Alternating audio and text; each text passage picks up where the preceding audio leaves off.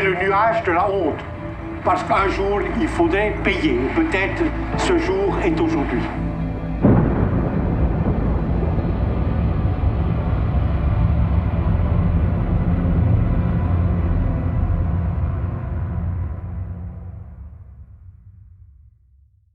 Bonjour, Carmen Jacquet, une des réalisatrices du projet Heimatland.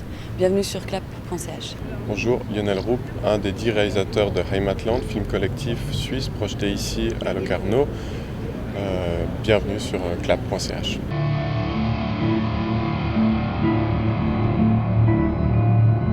J'ai fait l'école à Lausanne en réalisation, un bachelor.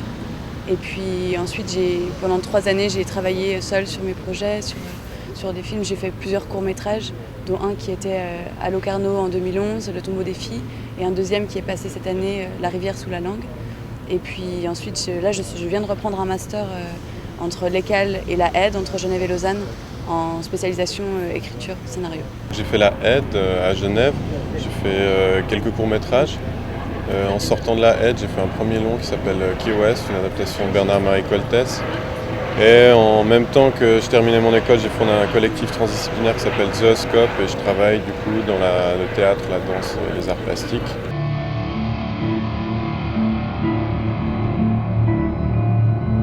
Quand j'étais enfant, j'ai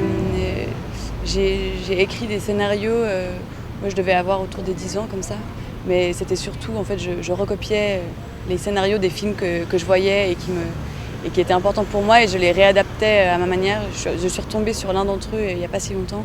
C'est vraiment à la fois drôle et très, presque un peu ridicule, mais bon voilà, ça a commencé comme ça. Et puis après j'ai fait un premier film alors que je faisais des études de graphisme, j'étais pas du tout dans le cinéma, j'avais je crois 18 ans, qui avait gagné un prix dans un festival Image de Vevey. Et on a fait ça avec 2 copines, quelque chose de très simple, mais de très, je crois, très nerveux, habité, on peut dire. Et ça a déclenché un peu l'envie de réaliser. Avant ça, j'étais déjà plutôt dans l'écriture quand j'étais enfant et adolescente. Tout d'un coup, un jour, on était avec mon frère, on se rappelait de nos leçons d'allemand avec la famille Chaudi. On a acheté une caméra, on est parti en Allemagne et on a fait un film sur la famille Chaudi le lendemain, après avoir acheté la caméra.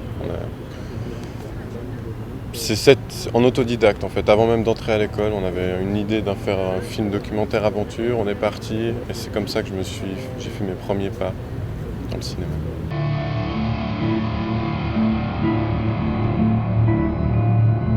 Il y a eu un appel à projet. Un ami m'a dit voilà, ce serait bien que tu envoies tes films et que tu envoies peut-être quelque chose que tu aurais écrit sur la Suisse. De ce que tu ressens, toi, en tant que Suisse, que réalisatrice, etc. Et voilà, c'est comme ça qu'ils ont fait comme une sorte de casting, quand même, on peut dire. Un jour, je reçois un mail qui dit « Est-ce que tu as envie de participer à un film collectif sur la Suisse, un film critique ?» Et ce film racontera les derniers jours de notre pays. Moi, je reçois ce mail, ça m'a juste donné à fond envie. On me donnait un concept, on me donnait une matière pour faire une histoire, leur proposer une première histoire. Et ça m'a vraiment donné envie. Et à cette époque-là, il n'y avait absolument aucune raison de penser que ça allait se faire un jour. J'aurais pu me dire, bon, c'est encore un de ces projets qui ne va jamais se faire. Et ça aurait pu être le cas, mais ça m'a donné envie. Je leur ai envoyé une petite histoire et on est là aujourd'hui. Voilà.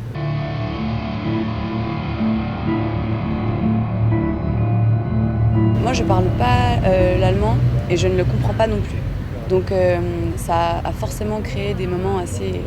J'ai ralenti, on peut dire, tout le processus parce que je devais avoir quelqu'un à côté de moi, quelqu'un du groupe qui parlait les 2 langues, qui me traduisait. Et puis moi, par contre, je répondais en français et d'autres dans le groupe ne comprenaient pas le français. Donc ça a à la fois ralenti et à la fois ça a permis à chacun aussi d'être plus attentif parce qu'il faut être attentif quand on se comprend pas ou quand on se comprend mal. Et je pense que quelque part, cette particularité-là, elle a apporté aussi quelque chose. Au niveau du langage, c'était forcément plus compliqué parce que dès qu'ils parlent ensemble, c'est en suisse-allemand. On devait toujours dire Hochdeutsch, bitte. Moi, je comprends un peu le Hochdeutsch, donc ça allait. Carmen, c'était quand même aussi assez compliqué parce que l'allemand, c'était pas trop son truc. Au niveau de la langue, c'est forcément compliqué. Et il y a des fois où forcément on a l'impression un peu de vivre ce que pourraient vivre les politiciens romans à Berne en tant que minorité en Suisse. Après, c'est intéressant, c'est une donne, il ne faut pas le prendre négativement et de se dire bon bah ça m'oblige à parler plus fort, ça m'oblige à revendiquer mon épisode ou une vision du film global et de le faire encore plus fort. C'est pas pour finir, j'ai l'impression d'avoir réussi à tourner ça positivement puis d'en faire quelque chose. Mais c'est vrai que c'était des questions qui nous traversaient pendant le processus. Ouais.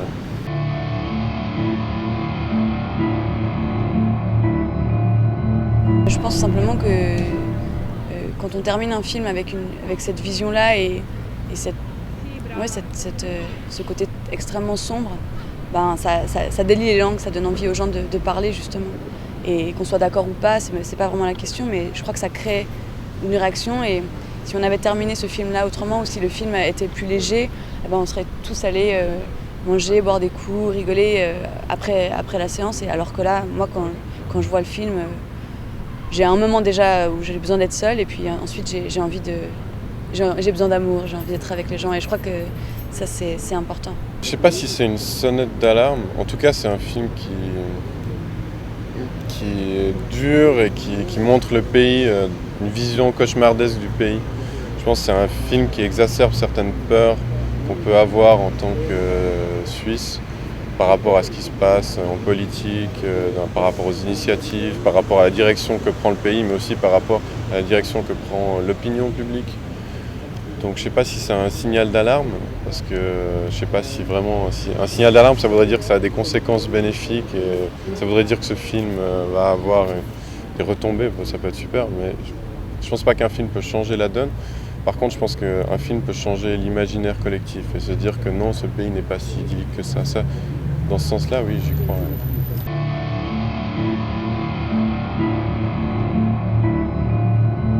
Au niveau de l'écriture, on a commencé chacun de son côté à faire une histoire qui devait comporter un personnage principal et une trajectoire dans un temps réduit.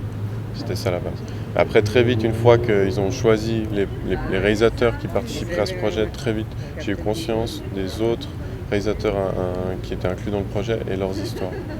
Et forcément, ça a commencé à m'influencer. Ensuite, et à partir de là, on a fait des réunions, tous les réalisateurs, dans ce qu'ils appelaient des retraites, dans des chalets. Et là, on mettait tout sur la table. Voilà, moi, je fais cette histoire. Comment est-ce qu'on l'a réunie dramaturgiquement avec la tienne, avec l'ensemble.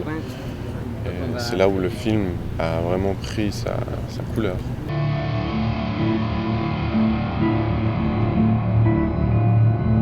Dans un milieu comme le cinéma, j'ai l'habitude de travailler avec des hommes. Et moi, sur mes propres projets, sur mes projets personnels, j'ai vraiment tendance à aimer travailler avec des femmes aussi dans les équipes de cinéma. Je trouve que c'est très important. Quand on va sur un tournage où il y a 80% d'hommes ou 80% de femmes, c'est hallucinant la différence, la manière de se parler, d'être à l'écoute les uns des autres. Et pour moi, c'est essentiel. Et donc voilà, même si après dans le groupe, c'est vrai qu'on n'était que 2 femmes, je crois qu'on était tous tellement concentrés sur le projet que je me suis sentie plutôt réalisatrice que femme. Enfin, je sais pas comment dire, il y a eu vraiment une écoute et ces hommes-là avec qui j'ai travaillé sont juste simples et gentlemen. Enfin, je sais pas, il n'y a pas eu ces questions-là m'ont pas dérangée, alors que d'habitude, je suis plutôt assez attentive à ça.